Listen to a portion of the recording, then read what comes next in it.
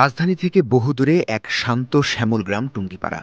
জীবিত বঙ্গবন্ধু শেষ কবে এসেছিলেন কেউ বলতে না পারলেও গুলিবিদ্ধ রক্তমাখা ক্ষতবিক্ষত নিথর দেহের বঙ্গবন্ধু এসেছিলেন ১৬ আগস্ট। পুরো একটি দিন একটি রাত তার লাশ ফেলে রাখা হয়েছিল বঙ্গবন্ধু ভবনে। ১৬ আগস্ট সকাল ১১টায় বঙ্গবন্ধুর মরদেহ এই কফিনে করেই হেলিকপ্টারে নেওয়া হয় টুঙ্গিপাড়ায়, রাখা হয় ডাকবাংলোর এই মাঠে।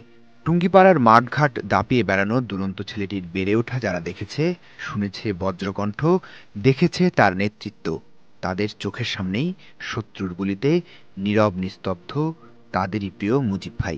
আমি এসে কফিন বক্স খুলছি, খোলার পরে বরফ ডালা উঠোনে পরে বরফ সরাই দেয় কিন্তু বঙ্গবন্ধু রাখি ওই জায়গায় বুকি গুলি, হাতে গুলি, ভিজে কাপড়ি মনে হয় শুয়ে রয়েছে ভিজে কাপড়ি। এদিকে কোনো জায়গায় কোনো মলি নয় নাই, ঠিক আছে, কোনো হালে ঢলে নাই, শুধু খালি বুকে গুলি আর হাতে গুলি। বঙ্গবন্ধুকে শেষবারের মতো দেখার জন্য সেনা সদস্যরা কাউকেই আসতে দেয়নি কফিনের কাছে। মানুষের কাছে থেকে যিনি জীবনের সবচেয়ে বেশি সময় কাটিয়েছেন, জীবনের শেষ মুহূর্তে তাকেই রাখা হয়েছিল তারই প্রিয় জনগণের কাছ থেকে সবচেয়ে দূরে। পরিস্থিতি খুব ভয়াবহ, কোনো লোকজন আসতে পারছে না, দেখতে পারতেছে না, সমস্ত আর্মিকে ঘিরে উঠিয়ে একেবারে খুব করে রাখছে আর কি।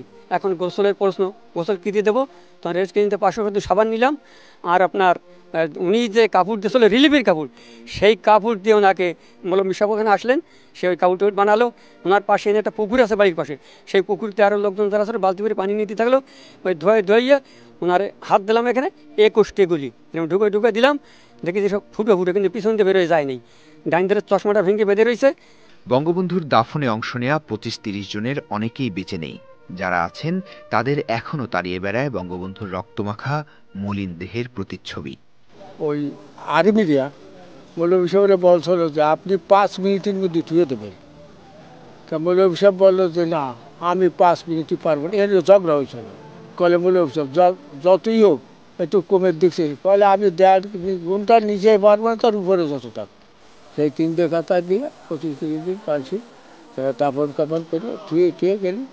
এই দুঃসহ স্মৃতি নিয়ে যারা এখনো বেঁচে আছেন তারা শুধু বঙ্গবন্ধু হত্যার বিচারই চাননি, এই নৃশংস হত্যাকাণ্ড যেন আর না ঘটে সে প্রার্থনাও তাদের। দেশ স্বাধীনের 3 বছরের মাথায় জাতির জনকের হত্যাকাণ্ডের ঘটনা কলঙ্কিত করেছিল পুরো বাঙালিকে।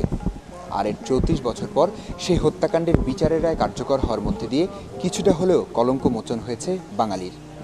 কিন্তু একটি স্বাধীন দেশ উপহার দিয়ে বঙ্গবন্ধু বাঙালিকে যে ঋণী করে গেছেন, সেই ঋণ কি কখনোই শোধ হওয়ার? গোপালগঞ্জের টুঙ্গিপাড়া থেকে নীলাদ্রি শেখর, চ্যানেল আই।